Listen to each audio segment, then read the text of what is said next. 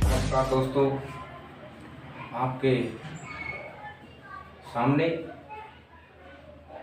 Hindi Vikram sir channel के माध्यम से हम प्रस्तुत हैं और आपके सामने हम बेकारी और अबेकारी शब्दों के माध्यम से आपको अवगत कराएंगे। तो हमेशा ही बेकारी और अबेकारी शब्द जो होते हैं दो प्रकार के होते हैं। तो उनमें आपको जैसे बेकारी शब्द किसे कहते हैं, अबेकारी शब्द किसे कहते हैं और इनके कौन कौन से भेद होते हैं, तो हमेशा आपको कंपटीशन में, चाहे आप कंपटीशन दें, चाहे आप 10वीं क्लास के हो, चाहे 12वीं के हो, चाहे कोई भी एग्जाम दो, तो आपको बेकारी और अबेकारी रूप देखने को आपको मिल जाएंगे। तो सबसे पहले यानी बेकारी शब्द जो होते हैं सार्थक शब्द के भेद माने जाते हैं। सार्थक शब्द के भेद माने जाते हैं कितने? 2। जैसे एक है आपका बेकारी और एक है आपका अबेकारी।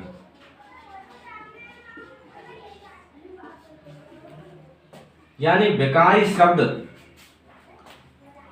जैसे बेकारी शब्द की मैं आपको परिभाषा लिखूं, यानी बे शब्द जो लिंग, वचन, काल, कारक के आधार पर परिवर्तित होते हैं।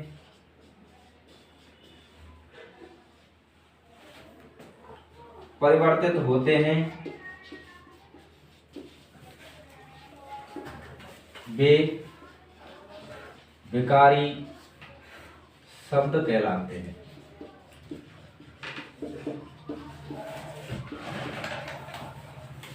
यानी बेकारी शब्द कहते क्या हैं? यानी वे शब्द जो लिंग, वचन, काल, कारक के आधार पर परिवर्तित होते हैं। यानी या फिर मैं कहूं कि जिन शब्दों में लिंग, वचन, काल, कारक के आधार पर कोई बेकार उत्पन्न होता है वो ही बेकारी शब्द कहलाते हैं। जैसे मैंने लिखा लड़का, लड़का लिखा और लड़का को मैं क्या कर सकता हूं? लड़की। तो इसका क्या हो गया? लिंग चेंज हो गया। जैसे मैंने लिखा कोई शब्द है पुस्तक, तो पुस्तक को हम क्या कर सकते हैं? पुस्तकें कर सकते हैं। तो इसमें क्या हुआ? बेकार उत्पन्न हुआ। यानी लिंग पर आधार पर और वचन के आधार पर, कारक के आधार पर भी होता है और काल के आधार पर भी होता है। अब आगे देखें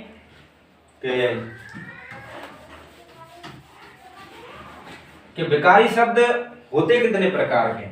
बेकारी शब्दों के अंतर्गत कौन कौन से शब्द आएंगे? जैसे मैं आपको अवगत कराऊं, संज्ञा, सर्वनाम,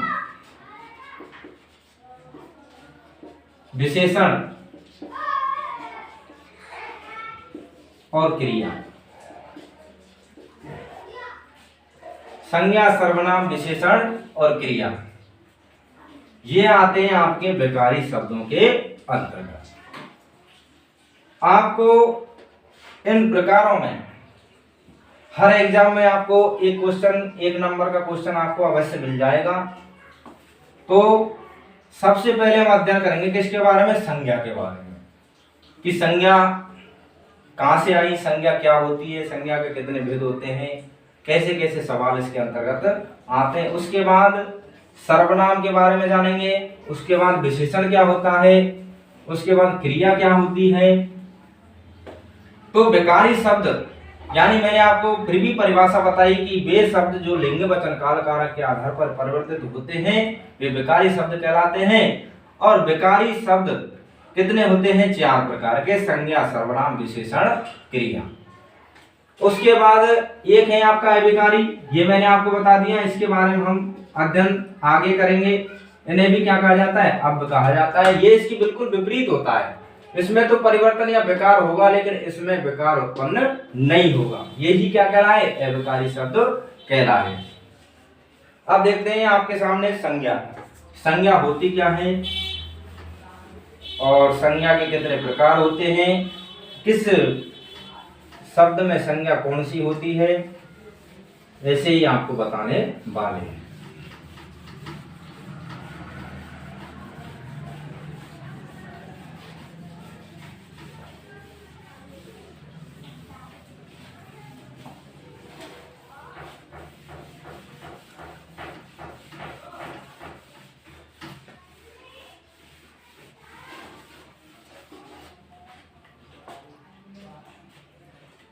देखिए दोस्तों, सबसे पहले मैंने आपको बताया क्या? संज्ञा। यानी संज्ञा की उत्पत्ति। संज्ञा होती क्या है, संज्ञा कहते किसे हैं, संज्ञा कितने प्रकार की होती है, कौन से शब्द में कौन सी संज्ञा है, आप ये पहचानेंगे। तो संज्ञा शब्द की उत्पत्ति जो हुई है वो संज्ञान शब्द से हुई है। किससे हुई है बेटा? संज्ञान शब्द से, जिसका अर्थ क्या होता है? जिसका अर्थ होता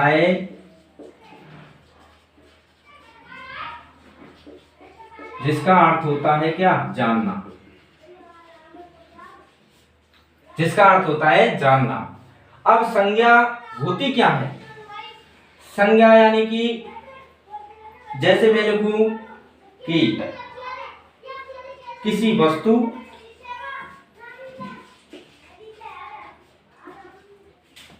वस्तु, किसी व्यक्ति, किसी स्थान और कोई भाव आदि का बोध कराने वाले शब्द ही संज्ञा कहलाते हैं।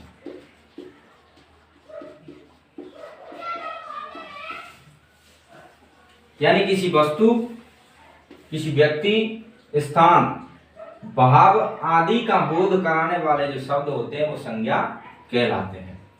जैसे इसके अंतर्गत जैसे मैं कोई शब्द लिखता हूं, जैसे मैंने लिखा हिमालय, मैंने लिखा रोनाल्ड पेन, मैंने लिखा खुशी, मैंने लिखा ईमानदारी, और मैंने लिखा किताब, और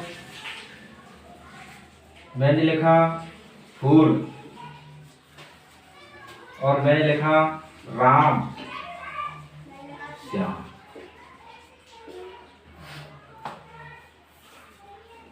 हिमालय, रोनाल्ड पेन, खुशी, ईमानदारी, किताब, फूल, राम और श्याम। अब देखिए, हिमालय किसी पर्वत का नाम है, ये भी क्या है? संज्ञा है। रोनाल्ड पेन है, ये किसी पेन कंपनी का नाम है, ये भी क्या है? संज्ञा है। खुशी है, ये भी संज्ञा है। ईमानदारी है, ये भी संज्ञा है। किताब है, ये भी संज्ञा है। फूल है, ये भी संज्ञा है। और राम है, किसी व्यक्ति का नाम है, ये भी क्या है? संज्ञा। तो किसी वस्तु, किसी व्यक्ति, स्थान, भाव के आदि का बोध कराने वाले जो शब्द होते हैं वो संज्ञा कहलाते हैं। अब जैसे हिमालय एक ही वस्तु है और उसका मैं लिखता हूं आपको, जैसे पर्वत, यहां पर लिखता हूं पेन, उसके बाद यहां पर लिखता हूं मैं पीली किताब,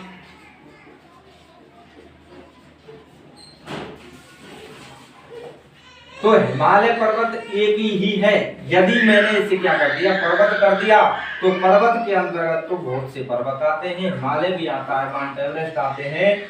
तो किसी एक विशेष रूप से एक वस्तु या स्थान का या किसी वस्तु का बोध होगा तो वो व्यक्तिवाचक संज्ञा कहलाएगी। अब इस पर्वत से हमें क्या है, पूरे जाति या समुदाय का बोध हो रहा है, तो ये क्या कहलाएगी, जातिवाचक संज्ञा। उसके बाद रोनाल्ड पेन है, ये भी किसी वस्तु का बोध करा रहा है। खुशी है, आपने खुशी देखी है क्या कभी? कभी नहीं देखी। खुशी को केवल महसूस किया जा सकता है। ईमानदारी है, ईमानदारी भाई ऐसे तो नहीं है कि आपको मार्केट में मिल जाएगी। ईमानदारी को आप महसूस कर सकते हैं कि भाई ये व्यक्ति ईमानदार है, वो दिखती नहीं है। किताब है, किताब भी क्या है, कोई वस्तु है। फूल है, ये भी क्या है, वस्तु है। राम है, किसी व्यक्ति का नाम है। यदि राम की जगह मैं लिखूं आदमी, तो आदमी के अंतर्गत जितने भी संसार के लोग हैं वो पूरी ही क्या आ जाती है, समुदाय या वर्ग या जाति आ जाती है। तो केवल मैंने राम की कहा विशेष रूप से, तो व्यक्ति हो गया, व्यक्ति विशेष हो गया। आदमी कहा तो वो पूरा समुदाय हो गया। तो इसी प्रकार से आपको शब्द देखने को मिल जाते हैं, यही क्या होते हैं, संज्ञा होते हैं। आगे आपको संज्ञा के प्रकार बताते हैं।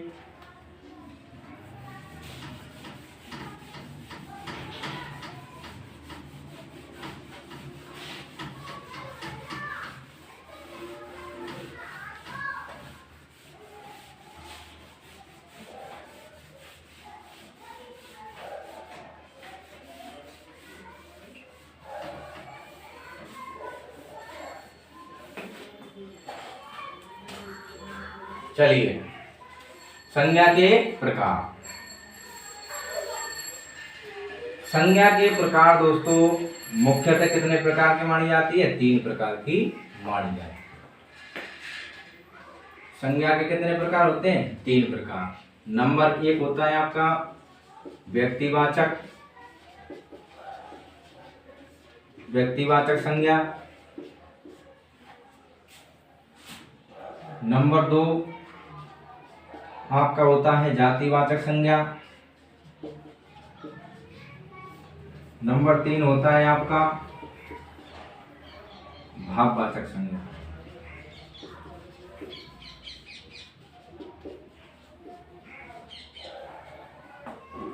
ये क्या कहलाते हैं, संज्ञा के प्रकार कहलाते हैं। व्यक्तिवाचक संज्ञा, जातिवाचक संज्ञा, भाववाचक संज्ञा। तो सबसे पहले हम अध्ययन करेंगे व्यक्तिवाचक संज्ञा के बारे में है, उसके बाद करेंगे जातिवाचक संज्ञा के बारे में, उसके बाद करेंगे भाववाचक संज्ञा के बारे में। वैसे संज्ञा के 5 प्रकार होते हैं, दो होते हैं, जैसे आपने देखा होगा अंग्रेजी में होते हैं काउंटेबल, काउंटेबल, अनकाउंटेबल, यानी गणनीय, अगणनीय, जिनको गिना जा सकता है, जिनको नहीं गिना जा सकता। लेकिन आपको उसके बारे में अध्ययन नहीं करना है, आपको केवल 3 ही भेद पढ़ने हैं इसके, व्यक्तिवाचक, जातिवाचक और भाववाचक। यानी अब देखें, सबसे पहले व्यक्तिवाचक संज्ञा के बारे में अध्ययन करेंगे।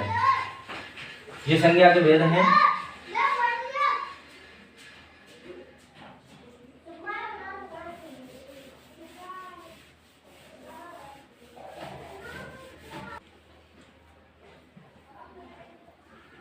हाँ भाई, चलिए व्यक्तिवाचक संज्ञा के बारे में हम आपको बता रहे थे कि व्यक्तिवाचक संज्ञा होती क्या है।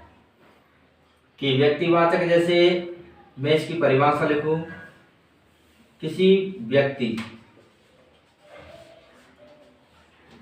किसी स्थान या वस्तु के नाम का बोध कराने वाली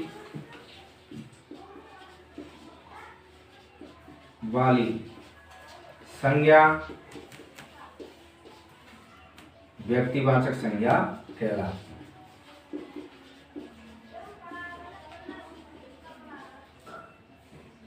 व्यक्तिवाचक संज्ञा कहलाती है,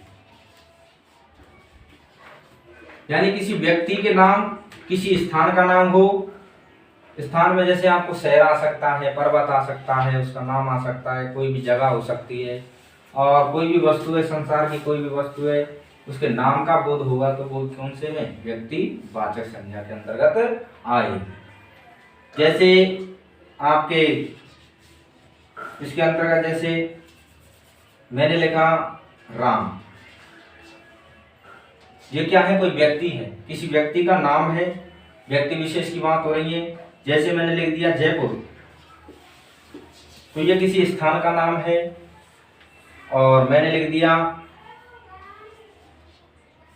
मैंने लिखा जैसे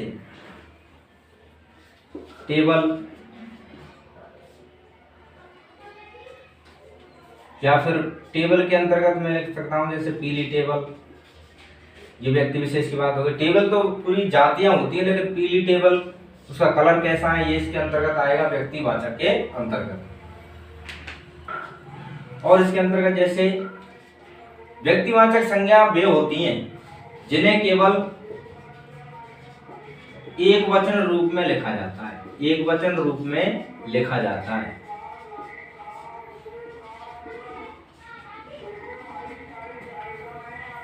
जैसे राम को रामू नहीं कर सकते हम, जयपुर को जयपुर नहीं कर सकते, तो एक वचन में हमेशा लिखा जाएगा, वह कौन सी संज्ञा होगी, व्यक्तिवाचक संज्ञा होगी। और जैसे इसका दूसरी विशेषता बताऊं मैं आपको कि इन्हें देखा व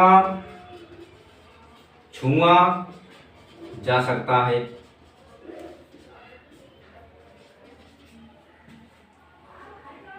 ये संज्ञा एक वचन रूप में होंगी, इन्हें देखा व छुआ जा सकता है।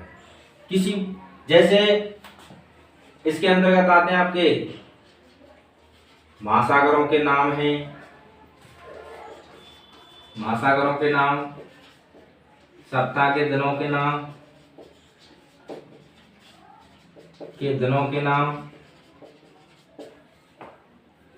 सप्ताह के दिनों के नाम। और आपका जैसे सप्ताह के दिनों के नाम, किसी धार्मिक ग्रंथों के नाम, किसी धार्मिक ग्रंथों के नाम, प्रसिद्ध पुस्तकें उनके नाम।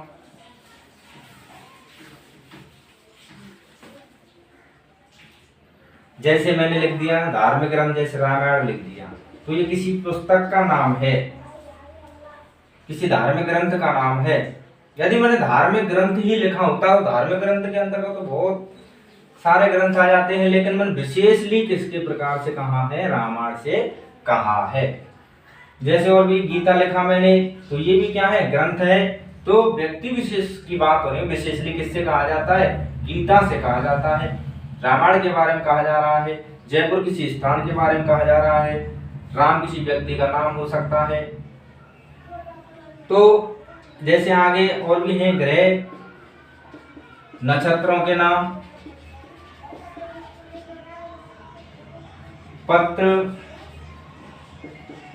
पत्रिकाओं के नाम आदि इसके अंतर्गत आते हैं। तो व्यक्तिवाचक क्या है, किसी व्यक्ति, स्थान, वस्तु के नाम का बोध कराने वाली संज्ञा व्यक्तिवाचक संज्ञा कहलाती है। जैसे आपको राम है, किसी व्यक्ति का नाम है विशेष रूप से, जयपुर किसी स्थान का नाम है, टेबल किसी वस्तु का नाम है। और इसकी विशेषता क्या है, संज्ञा की एक वचन रूप में लिखा जाता है, देखा व छुआ जा सकता है। इसके अंतर्गत जैसे महासागरों के नाम आते हैं, जैसे प्रशांत महासागर है, तो व्यक्ति विशेष किसे कह दिया, प्रशांत महासागर कह दिया। यदि मैंने महासागर शब्द कहा तो वो क्या है, महासागर के अंतर्गत बहुत सारे शब्द, बहुत सारे महासागर आ जाते हैं, लेकिन विशेषली मैंने किसके प्रकार से कहा है, जैसे प्रशांत महासागर के बारे में कहा है। तो ये कौन सी संज्ञा हो गई, व्यक्तिवाचक संज्ञा। धार्मिक ग्रंथ को मैंने आप बताया कि रामायण का नाम ले लो, तो ये क्या है, विशेषली रामायण के बारे में बता रहे हैं। गीता है, विशेषली गीता के बारे में। ग्रह नक्षत्रों के नाम है, जैसे अरुण वरुण प्लूटो है, जैसे पत्रिकाओं के नाम दैनिक भास्कर वगैरह है, बहुत सारे हैं। तो उनके नाम जो आएंगे वो व्यक्तिवाचक संज्ञा के अंतर्गत आएंगे। शायद मेरे ख्याल से आपको समझ में आ गया होगा। चलिए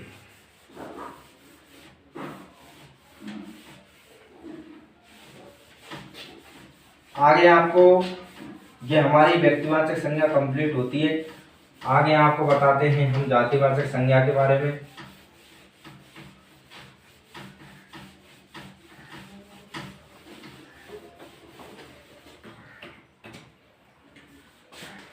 हाँ जी, जातिवाचक संज्ञा।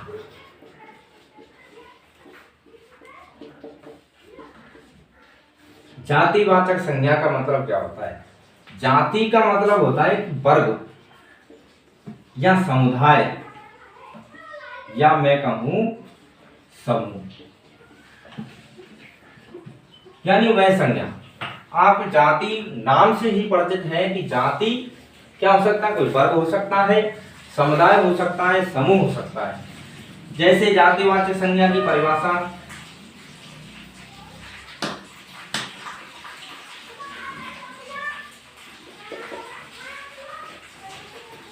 वह संज्ञा जो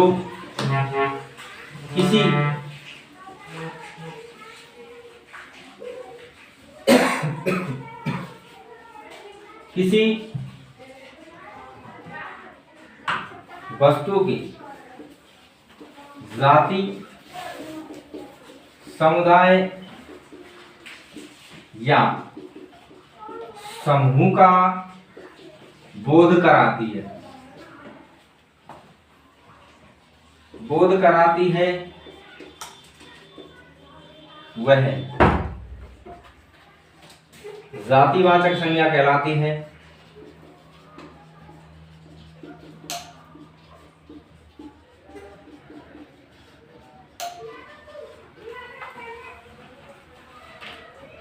जैसे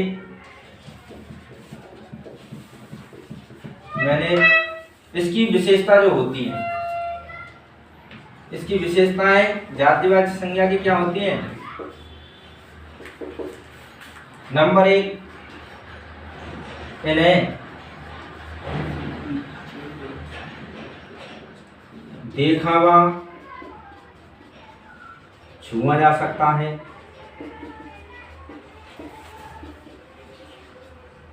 नंबर 2, इन्हें एक वचन से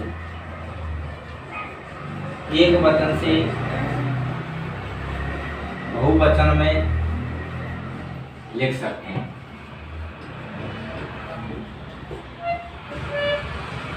एक वचन से बहुवचन में लिख सकते हैं। जैसे मैं आपको उदाहरण देता हूं, जैसे पर्वत है, गाय है, पशु है, वनस्पति है, फूल है, किताब है, पेन है। तो पर्वत से यहाँ पर आज से हमारा ये है कि पर्वत के अंतर्गत बहुत सारे क्या है, पर्वत हैं, वो समूह का बोध करा रहा है। अगर मैं विशेष रूप से ये कहता हिमालय, तो ये व्यक्तिगत वहां से किसके अंतर्गत हो जाती? हिमालय के अंतर्गत हो जाती। तो ये किस में चला जाता? व्यक्तिवाचक संज्ञा में। तो यहाँ पर हिमालय पर्वत की बात नहीं हो रही है भाई, यहाँ पर बात हो रही है केवल पर्वत की। पर्वत में बहुत सारे पर्वत आ जाते हैं। गाय है, विशेष रूप से एक वर्ग है, समुदाय है, गाय बहुत सारी है। पशु है, जिसमें सारे सब प्राणी आ जाते हैं, पशु, वन्य जीव। वनस्पति है, जिसमें सारे पेड़ पौधे जो भी हैं वो सारे आ जाते हैं। फूल है, जिसमें सभी प्रकार के फूलों के प्रकार आ जाते हैं इसके अंतर्गत। किताब है, किताब भी क्या है? एक बहुवचन है, यानी कि किताब के अंतर्गत बहुत सारी किताबें आ जाते हैं, ग्रंथ भी आ जाते हैं, उसमें सभी आ जाते हैं। पेन है, पेन के अंदर जैसे मार्कर भी है, मेरा मार्कर है, मार्कर भी आ जाता है, कलम से लिखता हूं वो भी आ जाता है, वो पेन के अंतर्गत ही सारे आ जाते हैं।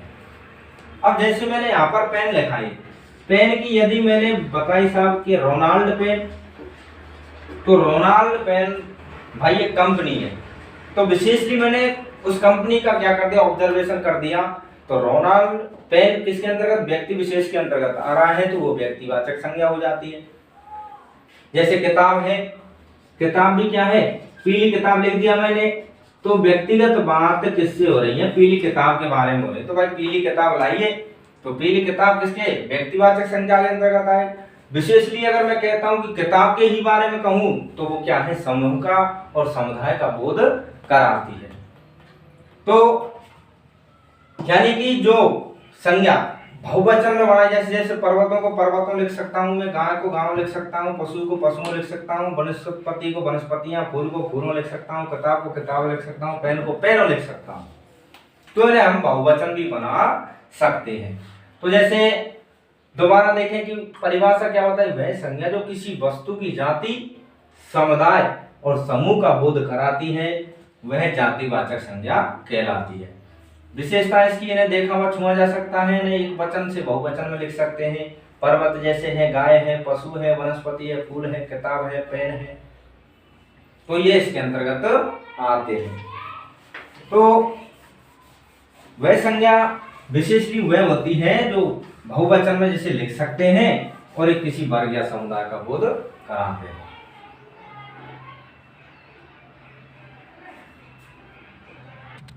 चलिए भाई, अब हमने जातिवाचक संज्ञा की परिभाषा देखी और उसे कैसे पहचाना, इसके अंतर्गत कैसे कैसे शब्द आते हैं, इसकी विशेषता क्या होती है। अब आगे होता है आपके जातिवाचक संज्ञा के दो भेद भी माने जाते हैं। जैसे नंबर 1 मैंने लिखा जातिवाचक संज्ञा का भेद, द्रव्यवाचक संज्ञा,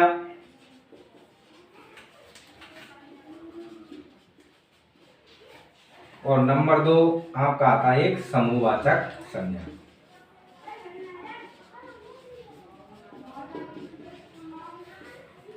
ये संज्ञा जातिवाचक संज्ञा के भेद माने जाते हैं, द्रव्यवाचक और समूहवाचक। अब द्रव्यवाचक भाई, जैसे जातिवाचक संज्ञा के अंतर्गत बहुत सारे शब्द आते हैं, तो वैज्ञानिकों ने सोचा कि भाई क्यों ना अलग अलग समूहों में बांट दें हम इन चीजों को, कि जैसे हमें क्या है समझने में परेशानी ना हो। तो हिंदी के विशेषज्ञों ने जातिवाचक संज्ञा के शब्दों को अलग अलग प्रकार से बांट दिया और उन्हें अलग ही नाम दे दिए। जैसे नंबर 1 द्रव्यवाचक संज्ञा, समूहवाचक संज्ञा। अब द्रव्यवाचक संज्ञा क्या होती है कि वे संज्ञा जो किसी पदार्थ की अवस्था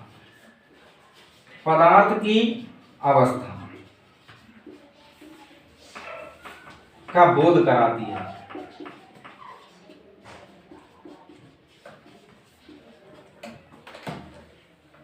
पदार्थ की अवस्था का बोध कराती है।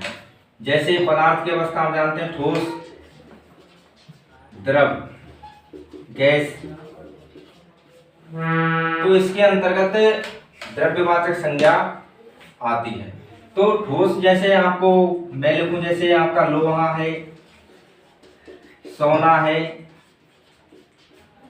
चांदी है, घी है, वनस्पति तेल है,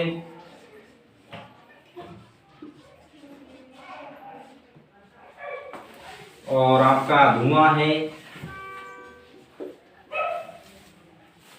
इसके अंतर्गत ये ठोस, द्रव, गैस, और आपका जैसे दूध भी ले सकता हूं मैं।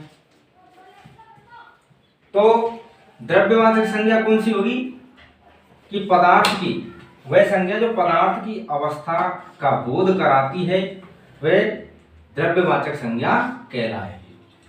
जैसे इसमें पदार्थ की 3 अवस्था होती है, आप जानते हैं कि ठोस, द्रव, गैस।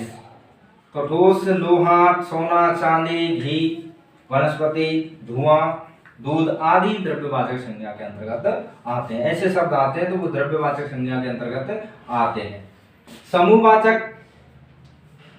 समूहवाचक संज्ञा यानी कि वह संज्ञा जो किसी समुदाय का बोध कराएगी, समुदाय का बोध कराएगी या वर्ग का बोध कराएगी या समूह का बोध कराएगी।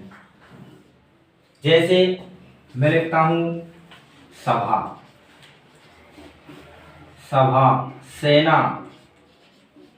सेना, भीड़, झुंड, सभा, तो ऐसी नहीं है कि सभा में कोई व्यक्ति एक बैठा हो, सभा के अंतर्गत तो बहुत सारे व्यक्ति आते हैं, तो ये क्या है, एक समूह का बोध करा रहे हैं। सेना है, किसी एक व्यक्ति से मिलकर सेना तो बनती नहीं है, तो सेना के अंतर्गत बहुत सारे समूह आता है। भीड़ है, भीड़ में क्या होते हैं, एक समूह आता है। झुंड भी समूह के अंतर्गत आता है। तो ये क्या है, जातिवाचक संज्ञा दो प्रकार की होती है आपकी, द्रव्यवाचक और समूहवाचक संज्ञा। तो पदार्थ की अवस्था होती है ठोस, द्रव, गैस, लोहा, सोना, चांदी, घी, वनस्पति तेल, धुआं, दूध आदि होते हैं। और समूहवाचक संज्ञा जो समुदाय का बोध कराएगी, वर्ग का बोध कराएगी, और समूह का, जैसे आपकी सभा है, सेना है, भीड़ है, ऐसे शब्द समूहवाचक संज्ञा के अंतर्गत आते हैं। चलिए, यदि आपको संज्ञा समझ में आ गई हो तो हमारे Vikram sir Hindi YouTube channel को सब्सक्राइब करें और हमारा बहुत बहुत पूर्ण सहयोग दें अपना, और अपना आशीर्वाद और प्यार बनाए रखें। चलिए दोस्तों, हमने व्यक्तिवाचक संज्ञा पढ़ी और दूसरा उसका प्रकार पढ़ा जातिवाचक। जातिवाचक संज्ञा के दो भेद बताए मैंने आपको, द्रव्यवाचक संज्ञा जो किसी पदार्थ की अवस्था का बोध कराएगा, और उसके बाद एक समूहवाचक जो किसी वर्ग, समुदाय, सभा है, झुंड है, ये किसके अंतर्गत आते हैं, समूहवाचक संज्ञा के अंतर्गत आते हैं। तीसरी आपकी होती है संज्ञा भाववाचक संज्ञा।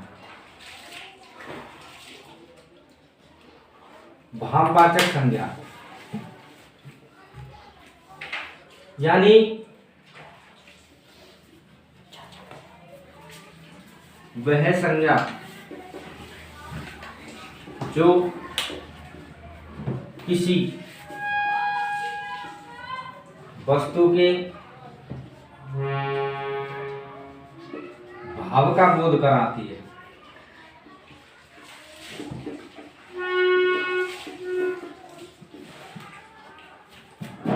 भाववाचक संज्ञा, भाववाचक संज्ञा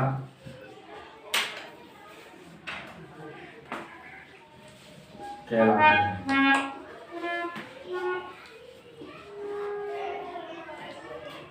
वह संज्ञा जो किसी वस्तु के भाव का बोध कराती है, भाववाचक संज्ञा कहलाती है। अब इस भाववाचक संज्ञा की विशेषता क्या है कि इन्हें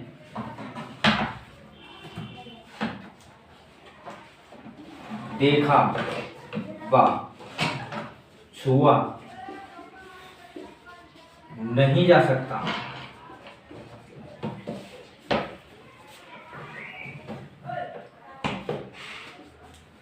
दूसरी विशेषता है इसकी, इन्हें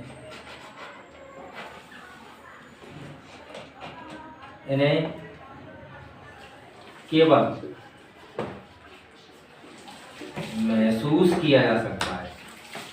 इन्हें देखा हुआ छुआ नहीं जा सकता, इन्हें केवल महसूस किया जा सकता है। जैसे इसके अंतर्गत आपको उदाहरण बताऊं, जैसे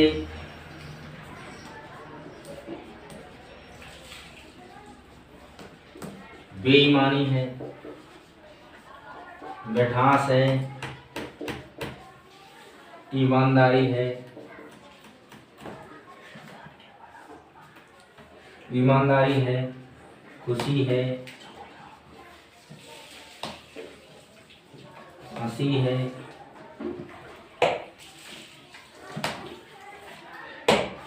तो हम बेईमानी किसी व्यक्ति को, ऐसा नहीं है कि हम व्यक्ति अगर उसके महसूस किया जाता है, बेईमानी को हम देख नहीं सकते, बेईमानी को केवल महसूस किया जा सकता है, जिसे देखा नहीं जा सकता। मिठास है किसी व्यक्ति के, किसी वस्तु के स्वाद को देख करके हम उसका चख करके उसे महसूस कर सकते हैं।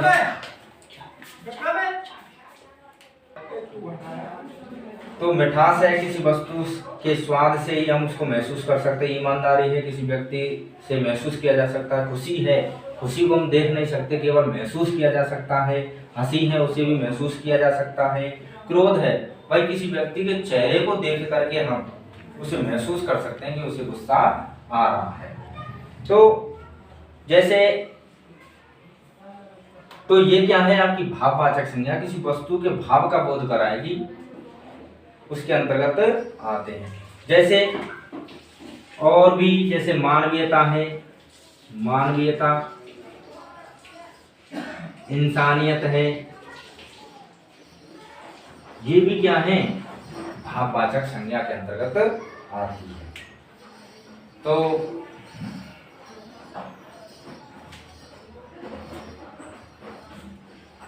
भाववाचक संज्ञा क्या है, वह संज्ञा जो किसी वस्तु के भाव का बोध कराती है, भाववाचक संज्ञा कहलाती है। इसे देखा व छुआ जा सकता है, इन्हें केवल महसूस किया जा सकता है।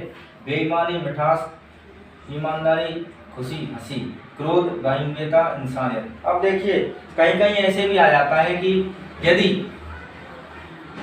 व्यक्तिवाचक संज्ञा का, यदि जैसे नोट है ये,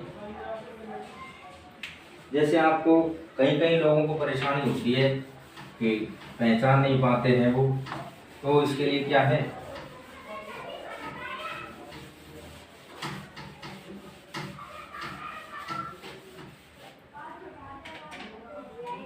जैसे नोट नंबर 1, जब किसी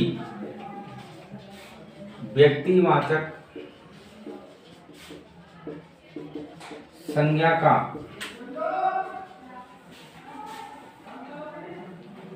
को बहुवचन में लिखा जाए, जब किसी व्यक्तिवाचक संज्ञा को बहुवचन में लिखा जाए या उसे किसी उपाधि से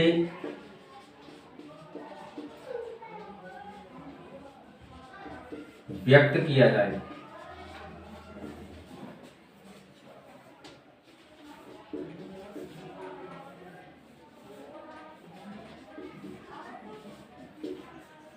तो ऐसे में उस व्यक्तिवाचक संज्ञा को जातिवाचक संज्ञा कहा जाएगा।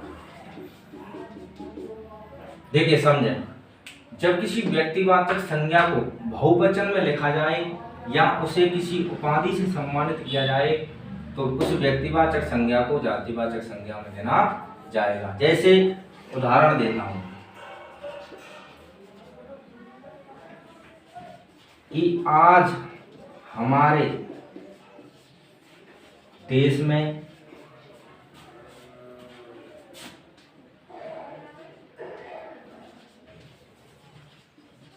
जयचंदों की कमी नहीं है। तो आज हमारे देश में जयचंदों की कमी नहीं है, तो यहाँ पर जो जयचंद हैं वो जयचंद के लिए नहीं आया है, यानी जयचंद जैसे लोगों के लिए आया है। तो जयचंद में ना जाने जैसा जयचंद जैसा व्यवहार करते हैं वैसा ही उन व्यक्तियों को जयचंद कहा गया है। तो यहाँ पर आज हमारे देश में जयचंदों की कमी नहीं है, तो यहाँ पर विशेष रूप से जयचंद के बारे में नहीं कहा गया है, जयचंद जैसी प्रवृत्ति वाले लोगों के लिए कहा गया है। जैसे उदाहरण और भी लिख सकता हूँ, जैसे अमित,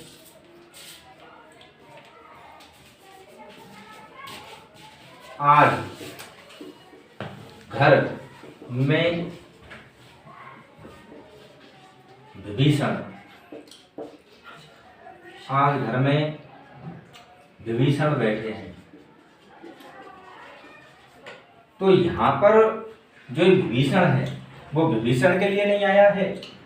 तो यहाँ पर जो विभीषण जैसी प्रवृत्ति के, जैसे विभीषण किस समय ना लंका, घर का वेदी लंका ढाई के नाम से जानते, तो यहाँ पर जो विभीषण जैसी प्रवृत्ति वाले लोग हैं ये उनके लिए आएगा।